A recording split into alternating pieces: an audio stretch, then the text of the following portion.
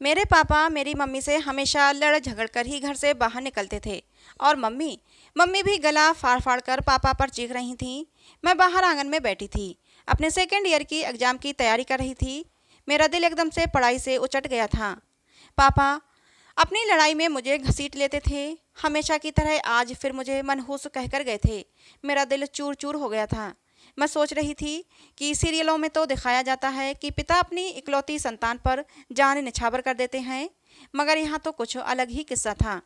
मेरा बाप मुझे मनहूस कहता तो मम्मी गुस्से में आकर कहती, भगवान से प्रार्थना करो कि वो मर जाए, ख़त्म हो जाए, तुम्हारी ज़िंदगी में मेरी बेटी चांदनी का मनहूस साया न पड़े। मैंने ऐसी ज़िंदगी जीकर करना भी क्या था, एक दादी की कसर ही रह जाती। जैसे ही पापा घर से बाहर निकलते तो फिर दादी का पुराण शुरू हो जाता, ऐसे कर दिया वैसे कर दिया। मैं बहुत तो परेशान हो गई थी। हमारा घर एक युद्ध के मैदान से कम नहीं था। लोग अपनी अपनी छतों पर खड़े होकर सास बहू की लड़ाई से ऐसे मजे उठाते जैसे कोई थिएटर में फिल्म चल रही हो। मैं तंग आ चुकी थी इन सब झगड़ों से। दादी मम्मी को कोसने लग जाती और कहती, मैं तुझे तो छुड़वा कर ही रहूंगी और मैं अपने बेटे की दूसरी शादी करवा कर रहूंगी। तूने बहुत ऐश कर ली और मेरे बेटे की कमाई खा खा कर बहुत चर्बी तुझे चढ़ गई है। फिर मम्मी और दादी की तू मैं शुरू हो जाती थी और वो शाम तक चलती रहती। मुझे दादी की एक बात पर बहुत हंसी आती।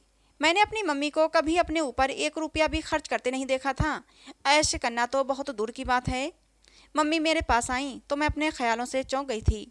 उन्होंने अपने दुपट्टे से बंधे हुए गांठें खोलकर मुझे कुछ पैसे थमा दिए और बोली, जा बेटा, दुकान से 1 किलो बाजरे का आटा ला दो।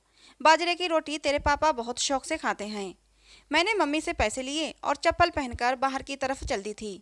मैं ये सोच रही थी कि मम्मी हर रोज मुझसे बाजरे का आटा क्यों मंगवाती हैं, जब उन्होंने पकानी ही नहीं होती। मम्मी पता नहीं उन आटों का क्या करती थीं। मुझे तो यही लगता था कि घर के टेंशन वाले माहौल से मुझे दूर करने के लिए बाहर भेजती थीं, ताकि मेरा मूड फ्रेश हो जाए, सुकून की सांसें ले सकूं। मेरी मम्मी साधारण औरत थीं, सारा दिन काम में लगी रहतीं, मगर उनसे कोई भी खुश नहीं था। और उनकी गलती ये थी कि वो पापा को बेटा नहीं दे सकती थीं। मेरी पैदाइश के बाद मम्मी को कुछ ऐसी बीमारी लग गई थी कि मम्मी अब दोबारा कभी बच्चा पैदा नहीं कर सकती थीं। इस बात से पापा मम्मी को मनहूस कहते थे। मेरे पापा बिल्कुल मनमौजी इंसान थे। उन्होंने घर के बाहर अपनी दिलचस्पी का बड़ा सामान कर रखा था।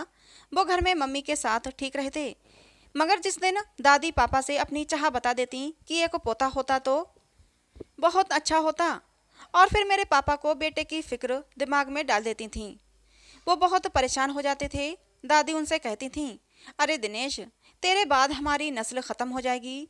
तू कब तक इस मनहूस औरत के पल्लू से बंद कर रहेगा? मैं तेरी दूसरी शादी करवा दूंगी। दादी के पास से पापा उठकर कमरे में चले जाते, मम्मी को डांटने लगते थे। पहले मम्मी चुप रहा करती थीं, मगर अब बोलने लगी थीं। इस तरह लड़ाई अब जोर पकड़ने लग गई थी। इस लड़ाई की वजह से मैं बहुत दिमागी डिप्रेशन में रहने लगी थी। यूं ही दिन गुजरते जा रहे थे। एक दिन मैं कॉलेज से घर वापस आई तो मम्मी को आंगन में फूट फूट कर रोते देखा था। मैं बहुत घबराई। मैंने अपना बैग दरवाजे पर ही फेंक दिया था। मैं भागकर मम्मी के पास आई और बोली, मम्मी मुझे बताइए क्या हुआ है। और रोती रह गई थी मम्मी। बोली, मैं उजड़ गई, मैं बर्बाद हो गई, मेरा कुछ भी नहीं रहा इस दुनिया में। मैं बहुत ज़्यादा घबराई हुई थी। मैं बोली, मम्मी बताइए ना क्या हुआ। मम्मी पापा तो ठीक है ना। मम्मी मेरे गले से लगकर फूट फूट कर रोने लगीं। वो बोली, तेरी दादी ने अपनी सहेली की लड़की को बुलवाया है। अब तेरा बाप उससे शादी करके हम दोनों को घर से निकाल देगा। हम दर बदर की ठोकरें खाएंगे। मेरी मम्मी की बात तो परेशान करने वाली थी। मैंने मम्मी को दिलासा दिया तो वो जरा संभल गई थीं। उन्होंने जल्दी से अपने पल्लू से पैसे निकाले और बोली, जा जाकर 1 किलो बाजरे का आटा ला दे। मुझे माँ की हालत देखकर हंसी आ गई। कहाँ उनको खाने पीने की भी होश नहीं थी और अब 1 किलो बाजरे का आटा किस लिए मंगवा रही थीं। मैं बोली, मम्मी क्या ये बाजरे का आटा अपनी होने वाली सौतन के लिए पकाओगी क्या? मेरी बात सुनकर मम्मी थोड़ा सा घबरा सी गईं। मैंने हंसते हुए उनसे पैसे लेकर दुकान से बाजरे का आटा लेने चली गई थी। मुझे मालूम था कि हर रोज की तरह आज भी बाजरे के आटे की रोटी नहीं बनेगी।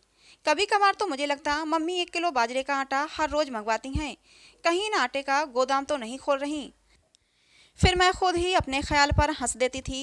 मैं बाजरे का आटा लेकर वापस आई तो दादी की सहेली की बेटी आ चुकी थी। वो 27-28 साल की लड़की होगी, मम्मी से 8 साल छोटी। उन्होंने बड़े बड़े फैशन के कपड़े पहने हुए थे, जीन्स और पैंट। अब बड़ी स्मार्ट बनकर आई थी, क्योंकि मेरे पापा से उसे शादी जो करनी थी।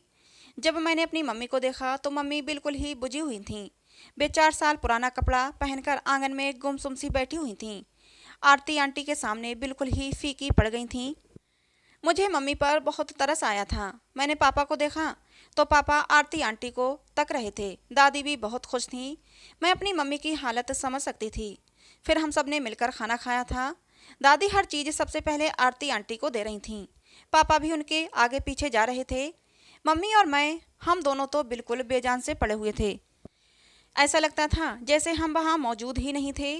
खाने के बाद सब अपने अपने कमरे में चले गए। मुझे मालूम था आज सारी रात मेरी मम्मी रोने वाली थीं।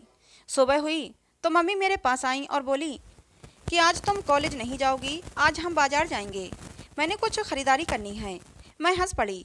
मैंने कहा, मम्मी आज आप सुबह आरती आंटी के डर से शॉपिंग करने जा रही हो। मेरे कहने पर जाती तो शायद ये समस्या पैदा ना होती। मम्मी बहुत तो गमगीन हो रही थीं। मम्मी ने पहली बार अपने लिए शॉपिंग करने के लिए पैसे पापा से लिए थे। पापा ने मम्मी को अच्छे खासे पैसे दिए थे। पता नहीं पापा की इस मेहरबानी के पीछे पापा के कौन से राज छुपे हुए थे, या फिर सुबह से ही आरती आंटी के आने के बाद से पापा की खुशी थी। उन्हें पैसों की परवाह नहीं होती थी। जो भी था, हम दोनों माँ बेटी बाजार गए। मैंने मम्मी को अच्छे अच्छे फैंसी कपड़े दिलवा दिए थे। नए जूते भी मम्मी को दिलवाए थे। वापसी पर कपड़े दर्जी को भी दे आए थे। अब हम घर लौट आए तो दादी तो अपने कमरे में ही बैठी माला जाप कर रही थीं, जबकि पापा आरती आंटी के साथ बातों में बिजी थे। मम्मी की सारी खुशी बिल्कुल गंदी और फीकी पड़ गई थी। मम्मी के तन बदन में आग लग गई थी और वो कमरे में चली गईं। पापा भी मम्मी के पीछे ही गए थे। मैं आरती आंटी के पास बैठकर फैशन और मेकअप की बातें करने लगी थी। मम्मी मुझे अक्सर कहती थी कि मैं आरती आंटी को अपने साथ बिजी रखा करूं, वो तुम्हारे पापा के साथ ना बैठा करे। घर में अजीब सा तनाव था। दादी सारा दिन आरती आंटी को पापा के नज़दीक भेजने के आइडिया निकालती रहती थीं, जबकि मेरे पापा तो खुद आरती आंटी के आगे पीछे फिरते थे। मम्मी इधर अलग जतन करती और पापा मनमौजी से थे। मैंने गौर किया था कि वो आरती आंटी के इतने हुस्न के बावजूद कभी कभार ही बात करते थे। मेरी मम्मी भी अब नए कपड़े पहनने लगी थीं और रोज़ बालों में कंघी करती और मेकअप भी करती। एक दिन हम सब मिलकर खाना खा रहे थे। जब दादी मुझसे बातें कर रही थीं, चांदनी खाना खाकर सामने वाली दुकान से 1 किलो बाजरे का आटा ले आना, तुम्हारे पापा बहुत शौक से खाते हैं। मैंने हैरत से दादी की तरफ देखा और बोली, दादी आपने भी मम्मी वाला कारोबार शुरू करने का सोच लिया क्या? सबने चौंक कर मेरी तरफ देखा तो पापा बोले, क्या मतलब? मैं सारी बात बताने वाली थी। मतलब मम्मी मुझे दुकान पर, अभी मैंने इतना ही कहा था। मैंने बात करते करते मम्मी की तरफ देखा तो वो ना में सिर हिला रही थीं। उनकी आंखें भी मुझे बहुत बुरी तरह से घूर रही थीं। मुझे लगा मुझे मम्मी की बात सबके सामने नहीं बतानी चाहिए, इसलिए मैंने बात बदल डाली। मम्मी मुझे जब कोई चीज़ मंगवाती हैं तो मुझे भी पैसे देती हैं, तो मुझे लगा दादी ने भी वही वाला कारोबार शुरू कर दिया है। पापा मेरी बात पर हंस पड़े। खैर उस दिन दादी ने जब बाजरे का आटा मंगवाया तो हमारे घर में उस दिन सच में बाजरे की रोटियां पकी थीं, जो कि मैंने बहुत शौक से खाई थीं। अब काफ़ी दिन सुकून से गुजर गए थे, लेकिन दादी की फिर से रंगत फिरने लगी थी और उठते बैठते पापा को याद दिला देती थीं कि तुम्हारी कोई औलाद नहीं है, हमारी नस्ल ख़त्म हो जाएगी। दादी कभी मम्मी को कोसने लगती थीं। अब वो साफ साफ शब्दों में पापा को कहती कि तुम हाँ भरो तो मैं आरती के साथ तुम्हारी शादी करवा दूंगी और तुम्हारा घर आबाद कर दूंगी। पापा कहते, मम्मी मेरा घर तो पहले ही आबाद है। लेकिन दादी कहाँ मानने वाली थीं। एक दिन कॉलेज से मैं वापस आई तो मम्मी को कमरे में अंधेरा करके लेटे देखा और वो बहुत फूट फूट कर रो भी रही थीं। मेरा दिल घबरा गया था। मैंने मम्मी के गले लगकर उन्हें चुप करवाया, उन्हें तसल्ली दी। फिर उनसे पूछा कि मुझे सारा किस्सा बताएं कि हुआ क्या है। मम्मी बोली, चांदनी बेटा तुम दुकान से मुझे 1 किलो बाजरे का आटा ला दो, फिर बताती हूँ। मैं चुपचाप दुकान से बाजरे का आटा ले आई थी। मम्मी कभी भी खुद बाजरे का आटा लेने नहीं गई थीं। वो हर बार आटा मुझसे छुपकर मंगवाती थीं। मुझसे कहती, कॉलेज वाले बैग में बाजरे का आटा छुपा कर ले आना, अगर कोई पूछे तो कह देना कि दुकान से कॉपी या कोई किताब लेने गई थी। मैंने वापस आकर मम्मी से रोने की वजह पूछी थी। वो बोली, तुम्हारी दादी ने मुझसे कहा कि मैं तुम्हारे पापा का कमरा छोड़कर तुम्हारे कमरे में शिफ्ट हो जाऊं। वहां आरती को दुल्हन बनाकर लाएंगी। मैंने पूछा, अब हम क्या करेंगे? तो वो बोली, तुम्हारे पापा से राय मांगूंगी। अगर वो कहेंगे कि माँ की बात मान लूं तो मैं घर छोड़कर चली जाऊंगी। मैं मम्मी की बात सुनकर बहुत ज़्यादा डर गई थी, क्योंकि मेरी मम्मी अपने वादे की पक्की थीं। उन्होंने जब भी कोई फैसला लिया था उस पर बिल्कुल खरी उतरती थीं। मैं सारा दिन प्रार्थना करने लगी कि काश पापा मम्मी का साथ दें। इस बात का तो चांस बहुत कम था, मगर मैं प्रार्थना जरूर कर रही थी। खैर, पापा शाम को घर लौटे तो वे आंगन में बैठकर आरती आंटी के साथ पूरे 2 घंटे से बातें कर रहे थे। पापा के चेहरे पर गुलाब खिल रहे थे। मेरे दिल में बहुत डर लग रहा था कि काश पापा मम्मी के साथ रहें, मम्मी के साथ भी ऐसे ही खुश होकर बातें करते। फिर पापा उठकर अपने कमरे में चले गए थे। मेरा दिल अब बुरी तरह से धड़क रहा था। पता नहीं आज पापा मम्मी की किस्मत में क्या फैसला करेंगे। थोड़ी ही देर गुजरी थी कि मम्मी मेरे पास आईं। उनकी आंखें आंसुओं से भरी हुई थीं। वो मेरे गले लगकर फूट फूट कर रो रही थीं। मैं सब समझ गई थी। मम्मी, अब मैं भी आपके साथ जाऊंगी, मुझे इस घर में नहीं रहना। मैंने अपना फैसला सुना दिया। तब मेरी मम्मी मुझसे जुदा होकर बोली, अरे पागल, आज तेरे पापा ने मेरी लाज रख ली है। उन्होंने मेरी नज़रों में मेरा मर्तबा ऊपर कर दिया। मैंने उनको तुम्हारी दादी की बात बताई तो वो बोले, माँ का तो दिमाग चल गया है, तुम बिल्कुल भी परेशान मत होना। मैं खुशी से झूम उठी थी। मेरे दिल से मानो बोझ उतर गया था। लेकिन ये खुशी भी ज़्यादा दिन टिकने वाली नहीं थी। इस वाक्य के कुछ दिन बाद ही पापा आरती आंटी को शॉपिंग करवाने ले गए थे। वे उनके साथ जॉगिंग करने निकल जाते थे। इधर मम्मी सूख सूख कर कांटा हो जाती थीं। मम्मी की जिंदगी अब तो सारा दिन पापा की जासूसी करते निकल जाती थी, या फिर मुझे बाजरे का आटा लाने के लिए भेजने में गुजरती थी। अब घर के हालात बिगड़ने लगे थे। अब तो आरती आंटी ने साफ शब्दों में दादी से कह दिया था कि दिनेश ने अगर अगले हफ्ते मुझसे शादी नहीं की तो मैं वापस चली जाऊंगी। आखिर कब तक मैं यहाँ इंतजार में बैठी रहूंगी? आरती आंटी की बात सुनकर दादी बहुत परेशान हो गई थीं। इसीलिए मम्मी की वे दुश्मन बन चुकी थीं। उस दिन तो इतवार था, मैं घर पर ही थी।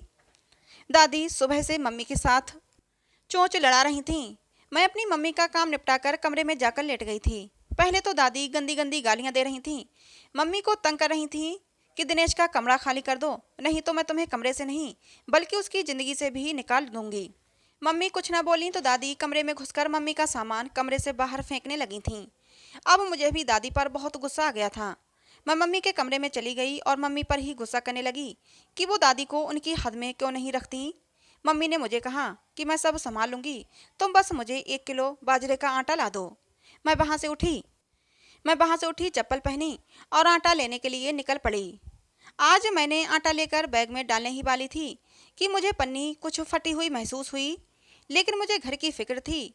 मैंने ऐसे ही अपने बैग में उसे डाल लिया। आधे रास्ते तक आ गई तो मुझे बैग में कुछ उछलता हुआ महसूस हुआ। मुझे बहुत तो डर लगा। जब मैंने बैग खोला तो उसमें एक पक्षी पड़ा हुआ था। मेरी तो जैसे डर के मारे रूह तक कांप गई कि मैंने वो पक्षी सड़क पर ही फेंक दिया और खुद घर आने के बजाय पापा की स्टेशनरी पर चली गई थी।